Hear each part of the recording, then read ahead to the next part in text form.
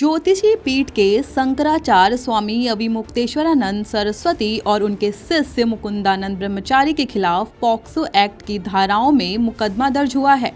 POCSO court ने कृष्ण जन्मभूमि शाही ईदगाह विवाद के वादी और शंकुरी पीठाधीश्वर आशुतोष महाराज की याचिका पर एफआईआर का आदेश दिया था। अभिमुक्तेश्वरानंद सरस्वती पर आरोप है कि उन्होंने अपने शिविर में पिछले साल 2 नाबालिग लड़कों का यौन शोषण किया था। एफआईआर दर्ज होने के बाद अब माना जा रहा है कि जल्द ही अभिमुक्तेश्वरानंद और उनके शिष्य मुकुंदानंद ब्रह्मचारी की गिरफ्तारी हो सकती है। इस पर क्या कुछ कहा शंकराचार्य ने, आइए सुनवाते हैं। दृष्टि से गिरफ्तारी की कार्यवाही करें तो वो भी, हम तो पुलिस का कोई विरोध नहीं करेंगे, हम उसका सहयोग करेंगे।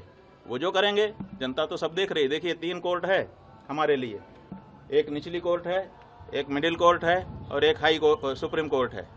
तो जो निचली कोर्ट है वो जनता है, जनता सब देख रही है और निर्णय देने वाली है। जो मिडिल कोर्ट है, हाई कोर्ट, वो हमारा हृदय है। हम जान रहे हैं कि हम गलत हैं कि नहीं हैं। और तीसरे ईश्वर है, सुप्रीम कोर्ट, वो भी देख रहा है कि कौन गलत है कौन सही है। तो ऐसी परिस्थिति में तीनों कोर्ट से हमको क्लीन चिट है। हमारा अंतःकरण हमारे साथ है, स्पष्ट कह रहा है कि तुम निर्दोष हो। ईश्वर की तरफ से भी हमको वही सूचना है और जनता की ओर से भी। तो जो झूठ है वो अंत में निकल ही जाता है, पता चल ही जाता है कि ये सब बनावटी था। उगरे अंत न होई निभाऊ, हमने बता दिया। तो जो कहानी गढ़ी गई है वो आज नहीं तो कल, कल नहीं तो परसों झूठी सिद्ध हो जाएगी। महाराज जी आपने कहा कि आपको यूपी पुलिस के जांच पर भरोसा नहीं है, किस एजेंसी के जांच पर आपको भरोसा है? बात यह है, प्रयागराज में लगातार धरने पे बैठे रहे, ये घटना कब हो गई जो बता रहे हैं कि दो बच्चों के साथ इस तरह की घटना हो? बात यह है कि हम तो आप लोगों के कैमरों की जद में थे। जो प्रयागराज का स्थान है उस प्रयागराज में चप्पे चप्पे पर सीसीटीवी लगा है। आप लोग निकलवाइए मेला अधिकारी के यहाँ से कि कितने रुपए का सीसीटीवी खरीदा गया है और वो कितनी जगह पर लगाया गया है और उसकी फुटेज कहाँ है।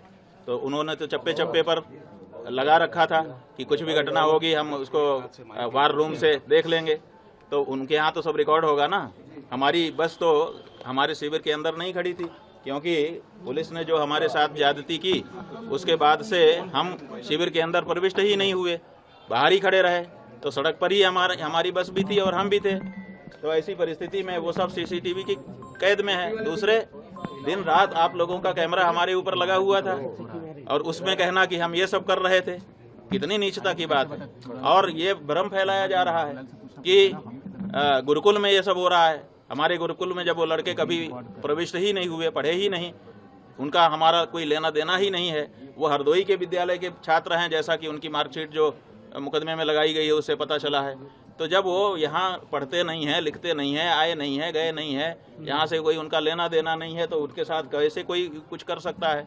और तीसरी बात यह है कि ये कह करके भ्रम फैलाया जा रहा है कि सीडी है, सीडी है। वो सीडी किस चीज़ की है, वो उसको क्यों नहीं सार्वजनिक किया जाता है?